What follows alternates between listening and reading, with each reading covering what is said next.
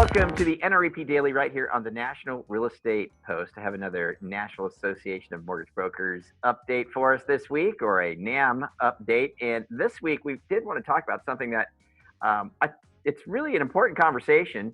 And Rocky, I know there's going to be people on both sides of this coin.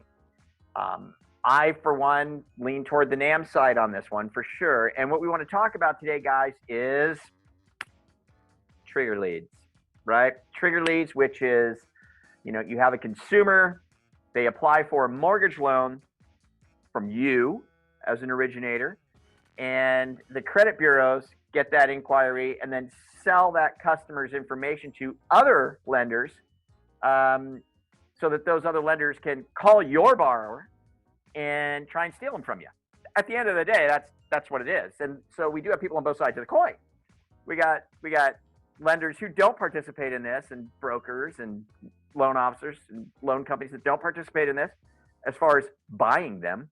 And so they're like, hey, this is BS, and it's an invasion of privacy, and it's the kind of thing where, these consumers didn't opt into this, so it's not fair. But then you got lenders who feel like, well, hey, I'm buying into it because I want to get that business, or I want to be notified when my deal's being paid off, or something like that. Real quick, Rocky, your thoughts on this stuff?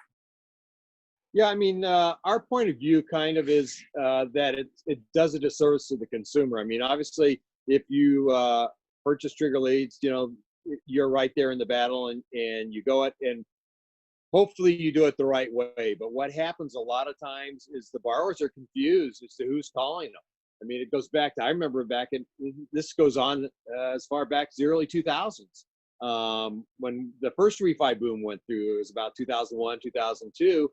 And I'd have borrowers come in and fill out applications, and the next day they'd get a FedEx package in the mail from Wells Fargo saying, here is your loan documents. And they would call me up and they go, are these from you? And I would go, no, those are not from me. So, I mean, they try to capitalize on the confusion of the consumer, and, they attempt to get there first, which is, speed and competition is good for everyone, which is kind of the court's ruling on this, was that competition is good for the consumer, but confusion is not good for the consumer. And I think it confuses them even more in the case of like reverse mortgages. Now you have some, elderly consumers, and they get triggered for a reverse mortgage lead. And I know for a fact that that's one of the number one ways that people get their leads for reverse mortgages is through purchasing trigger leads. And those customers, aren't aware of what's going on as much. Their information is being sold to people that they don't even know. And they're confused about who's calling them, why they're calling them, and it may just push them off altogether from getting a reverse mortgage, which may actually help them. So, and to a lesser degree, the same thing happens with forward mortgage. Well, it's, and you say to a lesser degree, but I hear it all the time. I mean, I'm in contact with a lot of originators, and I hear it all the time where, they're doing a deal and they get called, these consumers get called by other lenders and then start grinding them on, well, what's your program? What are you getting? Well, what's the rate you're getting? And for me personally, hey, I'm a consumer too. We're all consumers too, right? And on my end, I don't think it's right. I don't. If I didn't opt into that, I do not believe it's fair for a credit reporting agency to sell off my information.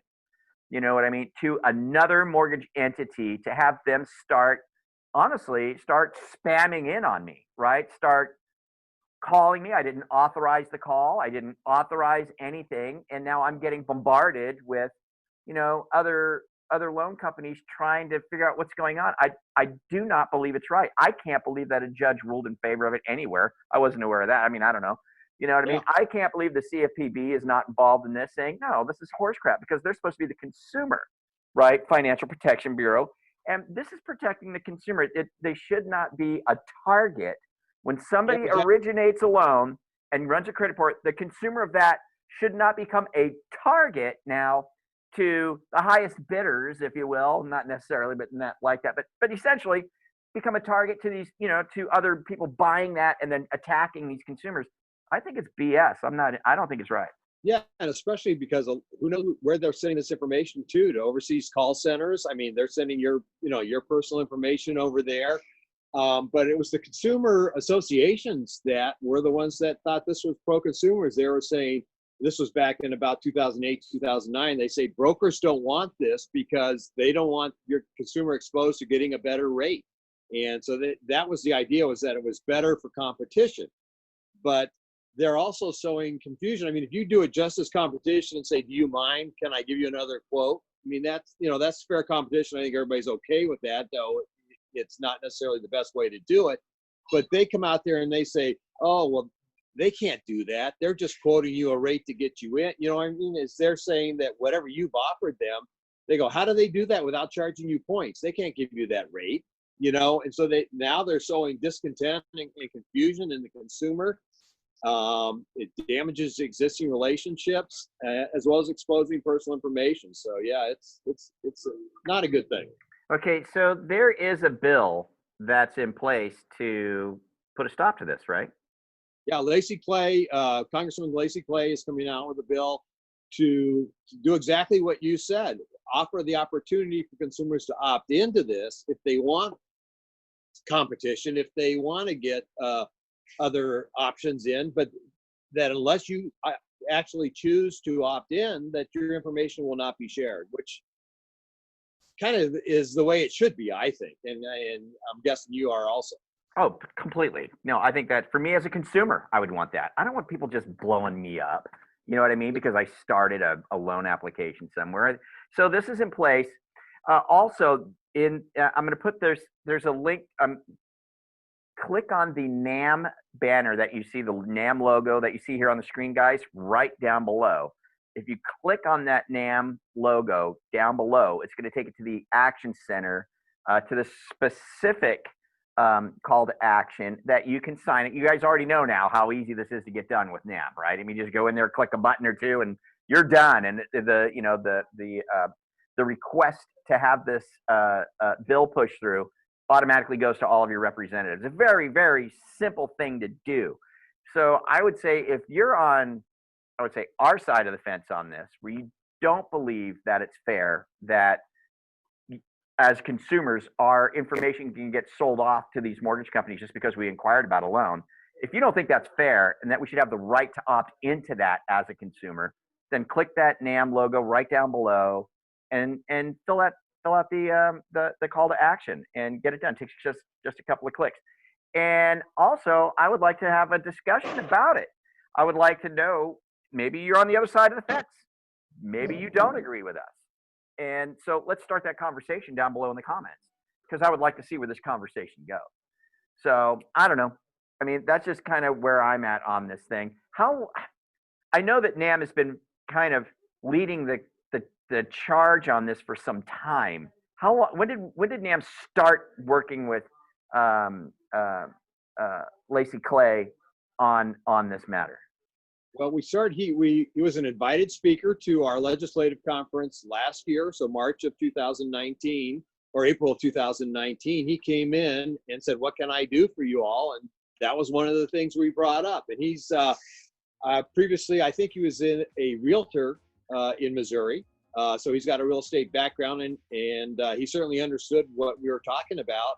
And so it took about a year for him, but they've got the bill now going forward. And as we've learned from our past call to actions, it makes, when they get, several hundred emails from people on the same issue, it registers with them. So one of the key things to remember is you may think you're just hitting a button and sending an email out and it never does anything.